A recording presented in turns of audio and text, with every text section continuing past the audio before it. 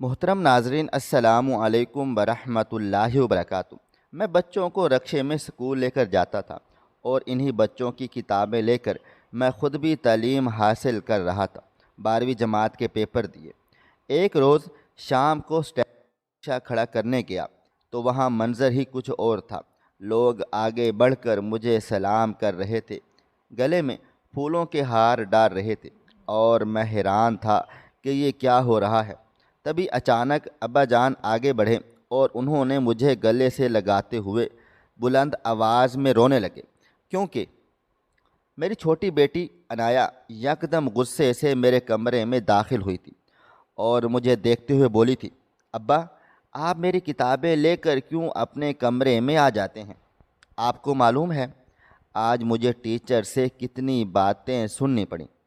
انہوں نے مجھے کلاس سے باہر کر دیا۔ میرے پاس کتاب ہی نہیں تھی، حالانکہ میں نے بستے میں وہ کتاب رکھی تھی۔ اس کی بات سن کر شرمندگی سے میری آنکھیں جھک گئی تھیں۔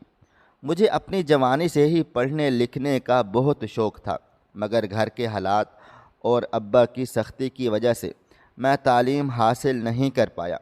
اس عمر میں جا کر مجھے خواہش ہوئی تھی کہ میں بھی پڑھوں، مگر اپنی اولاد کے سامنے اس طرح ذلیل ہونا مجھے عجیب و غریب لگ رہا تھا۔ میں اپنی بیٹی کو دیکھتے ہوئے شرمندگی سے چور لہجے میں بولا تھا، معاف کرنا، میں بس تمہاری کتابیں دیکھ رہا تھا، رات کو لی تھی، پھر صبح رکھنا بھول گیا، تم ایک کام کرو، یہ لے لو۔ میں یہ کہتے ہی اپنی جگہ سے کھڑا ہو گیا تھا اور گھر سے نکلتا چلا گیا تھا۔ مجھے اتنی شرمندگی ہو رہی تھی کہ میں اپنی بیٹی سے آنکھیں تک ملا نہیں پایا تھا، مگر ایک عجیب گھبراہٹ بھی تھی۔ میں نے کسی کو بھی نہیں بتایا تھا کہ میں بھی ایڈمیشن لے چکا ہوں۔ 11ویں کے ہونے والے امتحانات میں میں بھی شریک دار ہوں۔ میں سیدھا رکشہ اسٹینڈ پر آ گیا تھا۔ وہاں موجود میرے ساتھیوں نے میری پریشان شکل دیکھ کر کئی بار مجھ سے پوچھا تھا، عرفان بھائی آپ ٹھیک ہیں؟ کوئی مسئلہ تو نہیں؟ مگر میں کسی کو کیا بتاتا میرا مسئلہ کتنا پیچیدہ ہے۔ میری اولاد تک اگر یہ بات غلطی سے پہنچ بھی گئی تو انہیں کتنی زیادہ شرمندگی ہوگی، اور وہ کسی کو کیا منہ دکھائیں گے۔ یہی سوچ سوچ کر میری جان نکل رہی تھی۔ کافی دیر تک میں رکشہ اسٹینڈ پر ہی بیٹھا رہا تھا اور پھر واپس گھر آ گیا تھا۔ میں گھر میں داخل ہوا تو میرے ابا چارپائی پر بیٹھے ہوئے تھے۔ میرا دل دھک سے رہ گیا تھا۔ وہ جب بھی گھر آتے تھے کوئی نہ کوئی ہنگامہ ضرور کھڑا کرتے تھے۔ میری بیوی ان کے سامنے چائے پیش کر رہی تھی جب وہ دیکھتے ہوئے بولے تھے، میں یہاں چائے پینے نہیں آیا جو تم میرے سامنے چائے رکھ رہی ہو، میرا بیٹا کہاں پر ہے؟ ان کا سخت لہجہ سن کر میں نے گہری سانس ہوا کے سپرد کی تھی اور گلہ کھنگار کر گھر میں داخل ہوا تھا۔ مجھے دیکھتے ہی وہ اپنی جگہ سے کھڑے ہوئے تھے اور سوالیہ بولے تھے، کل کہاں پر گئے تھے تم؟ ان کا لہجہ سن کر مجھے بہت برا لگا تھا۔ میں اب کوئی چھوٹا بچہ نہیں تھا، بلکہ 17 سال کی بیٹی کا باپ تھا، لیکن میرے بابا مجھے ہمیشہ ہی ایسے ہی ٹریٹ کیا کرتے تھے۔ میں مزید کچھ کہتا اس سے پہلے ہی وہ یکدم دھاڑ کر بولے تھے، میں نے تمہیں پہلے ہی کہہ دیا تھا اگر مجھ سے ادھار لوگے تو مجھے تاریخ پر واپس چاہیے ہیں، لیکن آج 2 دن اوپر ہو گئے ہیں اور تم نے میرے پیسے واپس نہیں کیے۔ یہ کہاں کا اصول ہے؟ مجھے اس طرح کی لاپرواہی بالکل بھی پسند نہیں ہے۔ ان کی بات سن کر میں تحمل سے بولا تھا، ابا میں نے اماں سے بات کی تھی اور انہوں نے مجھے ضمانت بھی دی تھی کہ وہ آپ کو سمجھا دیں گی۔ ابھی میں نے عنایا کا داخلہ کروایا ہے، اس کی کتابیں وغیرہ لی ہیں۔ میرے پاس ابھی اتنے پیسے نہیں ہیں کہ میں آپ کو واپس دے سکوں۔ میں نے پیسے آپ سے لیے ہی اس لیے تھے کہ اگر دیر سویر ہو جائے گی تو مجھے کوئی مسئلہ نہ ہوگا، مگر آپ اگر اس طرح برتاؤ کریں گے تو میں حالات کا سامنا کیسے کروں گا؟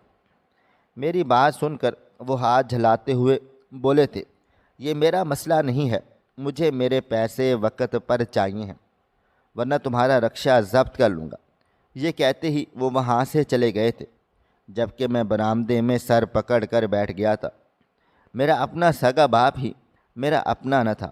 جوانی سے ہی میں ان کا یہی سلوک دیکھتا آ رہا تھا۔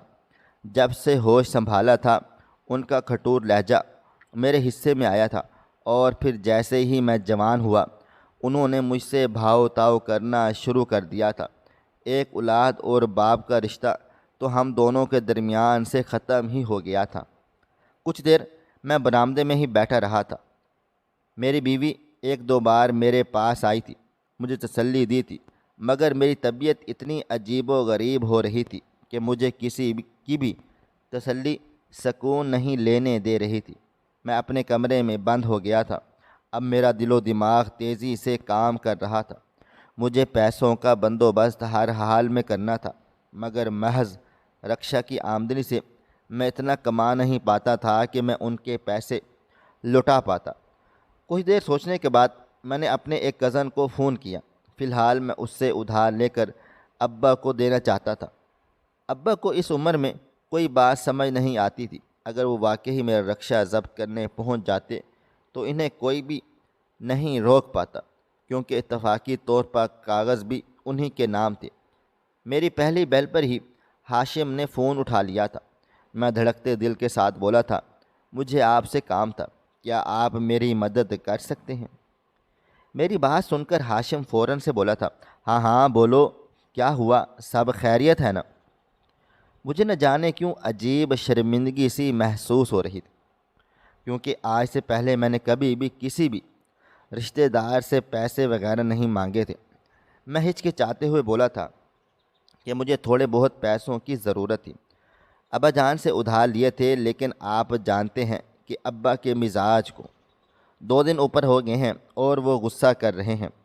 اگر آپ پیسے دے دیتے تو میری بڑی مدد ہو جاتی۔ میرا محض اتنا کہنا تھا کہ ہاشم فوراً سے بولا تھا، ارے بھائی، تم اتنے پریشان ہو کر بات کیوں کر رہے ہو؟ جب تم نے مجھ پر بھروسہ کر کے فون کیا ہے تو مجھ پر اعتماد بھی رکھو۔ اچھا بتاؤ، تم خود گھر آ کر پیسے لو گے یا میں آ جاؤں؟ اس کی بات سن کر میں نے سکون کا سانس خارج کیا تھا اور فوراً بولا تھا، نہیں نہیں، تم نہیں آؤ، بے وجہ تمہیں پریشانی ہوگی، میں آ جاتا ہوں، مگر مجھے 1 ماہ کی مہلت چاہیے۔ پیسے جمع کرنے میں تھوڑا بہت وقت لگے گا۔ میری بات سن کر وہ بولا تھا، ارے تم مجھے 3-4 ماہ میں دے دینا، کوئی مسئلے والی بات نہیں ہے، اپنے گھر کا مسئلہ ہے، ٹینشن کیوں لیتے ہو؟ اس کا حوصلہ دینا مجھے بہت سکون دے رہا تھا۔ میں نے موبائل فون رکھ دیا اور اپنی بیوی کو آگاہ کر کے ہاشم کے گھر کی طرف روانہ ہو گیا تھا۔ میں نے تقریباً اس سے 20,000 روپے کے قریب ادھار لیا تھا اور ابا کو ان کے پیسے اسی دن لٹا آیا تھا۔ میں گھر میں داخل ہوا تو میری نگاہ میری بیٹی پر پڑی تھی۔ وہ موبائل فون میں لگی ہوئی تھی۔ مجھے یکدم غصہ آیا تھا۔ میں اس کو دیکھتے ہوئے بولا، آپ کو معلوم ہے عنایا، آپ کی خاطر مجھے کیا کچھ برداشت کرنا پڑ رہا ہے، اور آپ موبائل فون استعمال کر رہی ہیں پڑھائی کرنے کی بجائے۔ میری بات سن کر وہ بولی تھی، ارے بابا، میں کچھ غلط نہیں کر رہی اور نہ ہی وقت برباد کر رہی ہوں۔ میں سوچ رہی تھی کہ اپنا چینل بناؤں۔ میری 2-3 دوستیں ایسی ہیں جو اتنی کم عمری میں اتنا پیسہ کما رہی ہیں۔ مجھے بھی لکھنے کا شوق ہے، ایڈیٹنگ تھوڑی بہت آ جاتی ہے۔ اگر آپ اجازت دیں تو کیا میں اپنا بھی چینل بنا لوں؟ اس کی بات سن کر میں اس کے برابر میں بیٹھ گیا تھا اور اس کو دیکھتے ہوئے بولا تھا، ہر کسی کو سب کچھ نہیں مل جاتا۔ میں تمہیں مایوس نہیں کروں گا، مگر تم کوشش کر لو، لیکن زیادہ سے زیادہ اپنے اوپر توجہ، اپنی پڑھائی پر توجہ دو، کیونکہ میری بچپن سے ہی خواہش تھی کہ میں بہت تعلیم یافتہ بنوں، لیکن گھر کے دباؤ اور ذمہ داریوں کی وجہ سے میں آگے نہیں بڑھ پایا تھا۔ مگر مجھے پورا یقین ہے کہ میری بیٹی ضرور ایک دن میرا نام روشن کرے گی۔ میری بات سن کر اس نے میرا ہاتھ چوم لیا تھا اور میری آنکھوں میں دیکھتے ہوئے بولی تھی، اگر آپ کو مایوس کیا تو گردن کاٹ دینا، آپ کو رزلٹ بھی اچھا ملے گا اور میں کامیاب بھی ہوں گی۔ میں بے ساختہ اس کا ماتھا چوم چکا تھا اور بے حد خاموشی سے اس کی کتابیں اٹھا کر کمرے میں آ گیا تھا۔ میں جب چوری چوری پڑھا کرتا تھا تو مجھے ایک عجیب سی شرمندگی ہوتی تھی۔ ایسا لگتا تھا کہ میں ایک چور ہوں، لیکن میں بھی انسان تھا، میرے سینے میں بھی دل تھا اور کئی خواہشات تھیں جسے میں اب پورا کرنا چاہتا تھا، کیونکہ میں اب اپنے پاؤں پر کھڑا ہو چکا تھا۔ کافی دیر تک میں اپنے کمرے میں بیٹھا پڑھائی کرتا رہا تھا، لیکن جیسے ہی مجھے اپنی بیوی کی آہٹ محسوس ہوئی، میں نے فوراً کتاب بند کر کے ٹیبل پر رکھ دی تھی۔ کمرے میں داخل ہوتے ہی وہ ٹھٹک کر بولی تھی، مجھے آپ کی ایک بات بالکل بھی سمجھ نہیں آتی۔ آپ واقعی عنایا کی کتابیں لے کر کمرے میں کیوں آ جاتے ہیں؟ آخر آپ کا اور عنایا کی کتابوں کا کیا تعلق ہے؟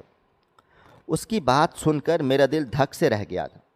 مجھے سمجھ ہی نہیں آ رہی تھی کہ میں کیا بہانہ گڑھوں، مگر فی الحال میں نے بات کو جیسے تیسے کر کے گول مول کر دیا تھا۔ وہ کچھ کہتی اس سے پہلے ہی میں جھنجھلا کر چائے مانگنے لگا تھا، جبکہ وہ سر جھٹک کر کچن میں چلی گئی تھی۔ فی الحال میں نے شکر ادا کیا تھا۔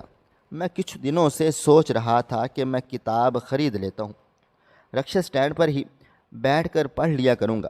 گھر پر تو یہ سب مجھ سے سوال جواب کریں گے، اور ان سوالوں کا جواب میں کیسے دوں گا؟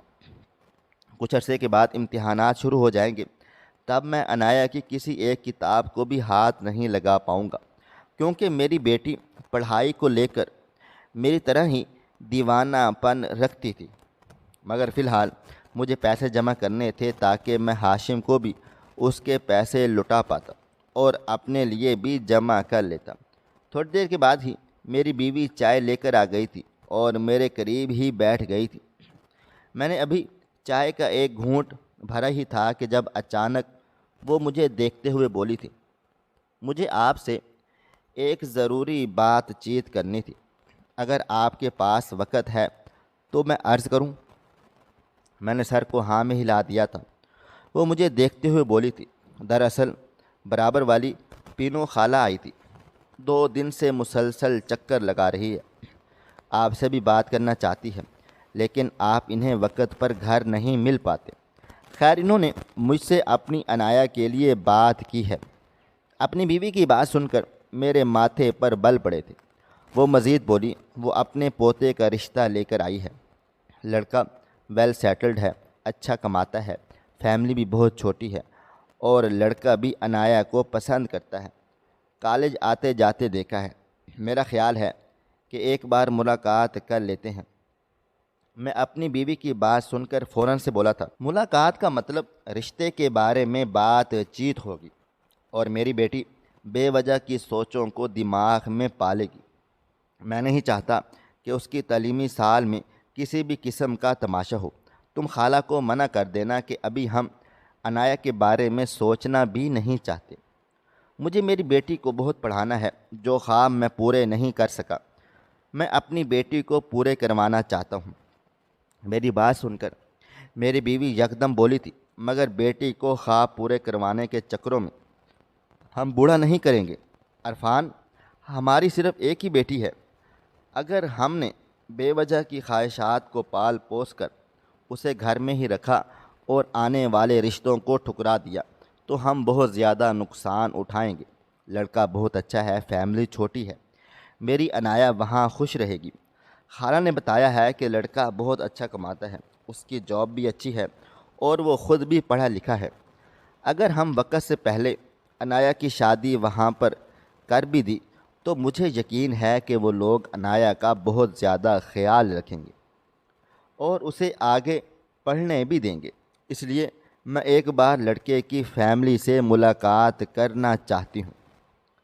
اپنی بیوی کی ضد کو دیکھ کر میں خاموش ہو گیا تھا۔ مجھے کچھ بھی سمجھ میں نہیں آ رہا تھا کہ میں کیا بولوں۔ میں نے کبھی عنایا کے لیے رشتہ، شادی جیسے لفظوں کے بارے میں ابھی سوچا تک نہیں تھا، مگر اپنی بیوی کی بات مجھے اب کچھ سمجھ آنے لگ گئی تھی۔ یہ بات حقیقت تھی، اپنے خواب پورے کروانے کے لیے میں اس کو بوڑھا نہیں کر سکتا تھا۔ بے شک ابھی وہ 17 سال کی تھی، لیکن کچھ سال کے بعد اس نے بڑا بھی ہونا تھا۔ اگر اچھا رشتہ ابھی سے مل رہا تھا تو میں منگنی کرنے کا ارادہ رکھتا تھا۔ میں نے اتوار کے روز ان کو بلانے کے لیے بول دیا تھا، اس بات سے بے خبر کہ کس طرح میں اپنے پاؤں پر کلہاڑی مار رہا ہوں۔ وہ لڑکا کوئی معمولی لڑکا نہیں تھا، بلکہ وہ سرکاری دفتر میں موجود ہوتا تھا، اور اس بات سے میں بالکل ہی ناواقف تھا۔ تھوڑی دیر ہی میں چائے پی کر رکشہ اسٹینڈ کی طرف روانہ ہو گیا تھا اور پھیری کے لیے نکل گیا تھا۔ تقریباً 2-2.5 گھنٹے میں نے کام کیا تھا اور پھر اردو بازار کی طرف روانہ ہوا تھا تاکہ وہاں سے 1-2 کتابیں لے سکوں، مگر وہاں جاتے ہی مجھے معلوم ہوا تھا کہ ایک کتاب ہی اتنی مہنگی ہے کہ میں فی الحال ایک بھی افورڈ نہیں کر سکتا، مگر میں نے بہت مشکل سے بھاؤ تال کر کے ایک کتاب خرید لی تھی اور اسے اپنے رکشے میں ہی چھپا دیا تھا۔ اس عمر میں تعلیم حاصل کرنا بھی انسان کے لیے بہت مشکل ہو جاتا ہے، اس بات کا اندازہ مجھے اب ہو رہا تھا۔ وقت دھیرے دھیرے گزرتا جا رہا تھا اور میں نے روز کما کر 3 مزید کتابیں اور خرید لی تھی۔ میرے لیے بہت زیادہ آسانی ہو گئی تھی اور میں گھر پر بہت ہی کم پڑھا کرتا تھا، رکشہ اسٹینڈ پر ہی اپنی پڑھائی پوری کر لیا تھا۔ میرے ساتھی کافی ہنستے تھے کہ بھائی تم کیا کرتے رہتے ہو، ان کتابوں میں ان سب میں کچھ نہیں رکھا، رکشہ سٹارٹ کرو ہمیں جانا ہے۔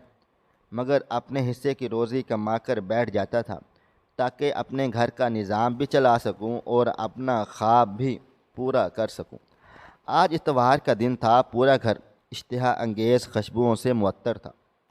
میری بیوی نے بہت مزیدار پکوان بنائے تھے، اس کا ارادہ یہاں رشتہ کرنے کا ہو چکا تھا، مگر میں نے طے کر لیا تھا کہ اگر مجھے لڑکے کے اماں ابا مناسب نہیں لگے تو میں کبھی بھی شادی نہیں کروں گا۔ میری بیوی بہت صبر اور شکر سے رہنے والی عورت تھی، جس نے مجھ جیسے ماں باپ کے ساتھ گزارا کر لیا تھا، لیکن میری بیٹی بہت احساس تھی، وہ ذرا سا سخت لہجہ بھی برداشت نہیں کر سکتی تھی، اور میں اس کے ساتھ کوئی ایسی زیادتی بھی نہیں کرنا چاہتا تھا جو میرے ساتھ اور میری بیوی کے ساتھ ہوئی تھی۔ تھوڑی دیر کے بعد ہی ہمارا دروازہ کھٹکا تھا، میری بیوی فوراً دروازے کی طرف بڑھی تھی، جبکہ میں بھی برآمدے میں ہی آ کر بیٹھ گیا تھا۔ چند لمحوں کے بعد پینو خالہ، ان کے ساتھ ایک عورت اور آدمی اور ایک جوان لڑکا بھی ساتھ میں داخل ہوا تھا۔ مجھے یہ حرکت بہت ہی معیوب لگی تھی، ہمارے خاندان میں اس طرح لڑکے رشتے دیکھنے نہیں جاتے، مگر فی الحال مجھے ضبط کا مظاہرہ کرنا تھا۔ میں بہت طریقے سے ان سب سے ملا تھا اور برآمدے میں ہی بٹھا دیا تھا، کیونکہ اتفاقی طور پر ہماری لائٹ بھی چلی گئی تھی۔ یہاں وہاں کی باتیں ہو رہی تھیں جب لڑکے کا باپ مجھے دیکھتے ہوئے بولا تھا، اور میاں آپ نے کہاں تک تعلیم حاصل کی ہے؟ ان کا یہ سوال مجھے عجیب و غریب سا لگا تھا، مگر میں سنبھلتے ہوئے بولا تھا، میں نے 10ویں تک تعلیم حاصل کی ہے، آگے بھی خواہش تھی مگر نصیب نہیں ہوا اور کمانے کی جستجو میں لگ گئے تھے۔ میری بات سن کر وہ لڑکا اچانک سے بولا تھا، مگر انکل پڑھائی کی کوئی عمر نہیں ہوتی، اگر آپ کے دل میں خواہش آج بھی ہے تو آپ اب بھی پڑھ لکھ سکتے ہیں، اور اگر نہیں تو پھر آپ کبھی بھی نہیں پڑھ سکتے۔ وہ تعلیمی ادارے میں ہی ہوتا تھا، میں فی الحال خاموش رہا تھا۔ اب میں اسے کیا بتاتا کہ میں پہلے ہی داخلہ لے چکا ہوں۔ انہوں نے ہماری عنایا کو پسند کر لیا تھا اور کئی حد تک مجھے بھی لڑکا کافی مناسب لگا تھا۔ فیملی چھوٹی تھی، امی ابو بھی پڑھے لکھے لگ رہے تھے، کافی اچھا خاندان تھا۔ میں نے اپنی طرف سے رضامندی ظاہر کر دی تھی، لیکن ان سے کافی وقت مانگا تھا تاکہ میری عنایا تھوڑی بڑی ہو جائے۔ میں اتنی کم عمری میں اس کی شادی کر کے اسے نئی مصیبت میں کھڑا نہیں کرنا چاہتا تھا، کیونکہ شادی کے بعد بہت ذمہ داریاں ہوتی ہیں، اولاد، گھر، ایک چھوٹی عمر کی لڑکی نہیں سنبھال پاتی، اور پھر کچھ عرصے میں لڑائی جھگڑے ہونا شروع ہو جاتے ہیں اور پھر نوبت طلاق تک پہنچ جاتی ہے۔ میں ہر پہلو کو بہت غور سے دیکھے جا رہا تھا۔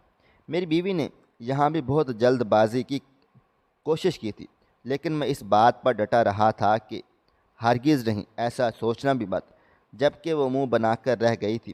وقت دھیرے دھیرے گزرتا چلا جا رہا تھا، دن مہینوں میں تبدیل ہو گئے تھے اور امتحان کا وقت سر پر آن پہنچا تھا۔ جس طرح عنایا پریشان تھی اس سے دگنا پریشان میں تھا، کیونکہ پڑھائی کے ساتھ ساتھ مجھے گھر بھی دیکھنا تھا۔ مجھے یہ بات بالکل بھی سمجھ میں نہیں آ رہی تھی کہ جب امتحان شروع ہوں گے تو میں کیسے سب سنبھالوں گا۔ پہلے عنایا کو چھوڑنا، پھر خود کالج پہنچنا، یہ سب مجھے نہ جانے کیوں اب مشکل سا لگ رہا تھا، مگر میں نے ہمت نہیں ہاری تھی۔ جب میں نے یہاں تک منزل طے کر لی تھی تو میں آگے بھی سب پا سکتا تھا۔ وقت اور تیزی سے گزرا تھا اور آج پہلا پرچہ تھا۔ عنایا کے ساتھ ساتھ میری بھی دوڑیں لگ رہی تھیں۔ جلدی جلدی وہ تیار ہو کر برآمدے میں آ گئی تھی۔ میں نے شکر ادا کیا تھا کہ وہ جلدی جانا چاہتی تھی، اسے اب میرے لیے آسانی ہو سکتی تھی۔ میں فوراً اسے لیے رکشہ اسٹینڈ کی طرف بڑھا تھا۔ اسے دور کھڑا کر کے میں فوراً اپنا رکشہ لے کر آ گیا تھا، اس لیے میں جلدی سے کالج کی طرف روانہ ہو چکا تھا۔ ایک مختصر مسافت کے بعد میں نے کالج کے باہر اتار دیا تھا۔ اس کے ماتھے پر بوسہ دے کر میں نے اسے ڈھیروں ڈھیر دعائیں دی تھیں اور اللہ حافظ بول کر میں نے فوراً اپنی گاڑی موڑی تھی اور اپنے کالج کی طرف بڑھ گیا تھا۔ ایک عجیب و غریب سی شرمندگی بھی تھی کہ اتنے کم عمر بچوں میں میں ایک ہی واحد ایسا ہوں گا جو اتنی زیادہ عمر کا مرد ہوگا، مگر مجھے یقین تھا کہ تعلیمی ادارے میں کوئی مجھے جج بھی نہیں کرے گا، اور کہتے ہیں نا کہ آپ جیسا گمان کرو رب العالمین ویسا ہی پھل عطا کرتا ہے۔ میں جب امتحانی کمرے میں داخل ہوا سب اپنے آپ میں مگن تھے، کسی کو کسی سے کوئی سروکار ہی نہیں تھا۔ استاد نے بھی مجھے خاموشی سے پرچہ دیا تھا اور مجھے میری سیٹ بتا دی تھی۔ میں بھی خاموشی سے اپنی کرسی پر جا کر بیٹھ گیا تھا اور بنا سر اٹھائے جلدی جلدی اپنا پرچہ بھرنے لگا تھا۔ مجھے پہنچتے پہنچتے کافی دیر ہو گئی تھی۔ کچھ دیر کے بعد مجھے اپنے وجود پر کسی کی نظریں محسوس ہوئی تھیں۔ میں نے چاروں طرف نگاہ گھمائی تو وہاں ایسا کوئی بھی موجود نہیں تھا جسے میں جانتا ہوں۔ اچانک ہی مجھے ٹیچر کی آواز آئی تھی، پرچے پر نظر رکھو، خبردار جو تمہارا سر اٹھا۔ ان کی بات سن کر میں فوراً اپنے پرچے کی طرف متوجہ ہو گیا تھا۔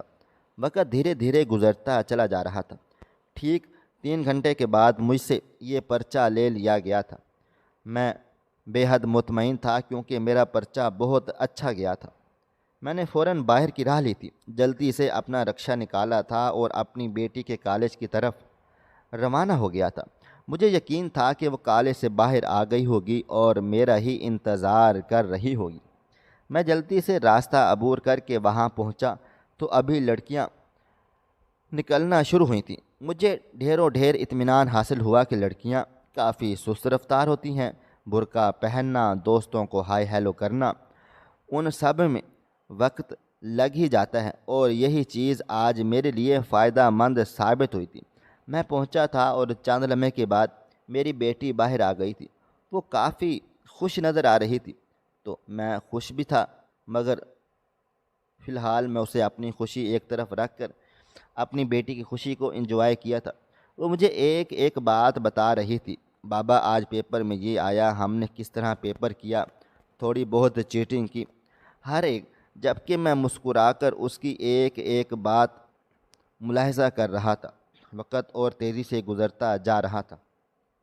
اب میں نے ہر پرچے میں یہی تقریب اپنا لیا تھا کہ وقت سے پہلے عنایا کو لے کر نکل جاتا اور تھوڑا بہت لیٹ اپنے مرکز پر پہنچتا تاکہ کوئی مجھے زیادہ نوٹ نہ کر سکے۔ آخری پرچے کے روز نہ جانے کیوں مجھے بار بار ایسا محسوس ہو رہا تھا کہ کوئی مجھے دیکھ رہا ہے اور بہت گہرائی سے دیکھ رہا ہے، مگر کو میں نے جب بھی نظر گھماتا تو سب اپنے اپنے پرچے پر نظریں جھکائے بیٹھے تھے۔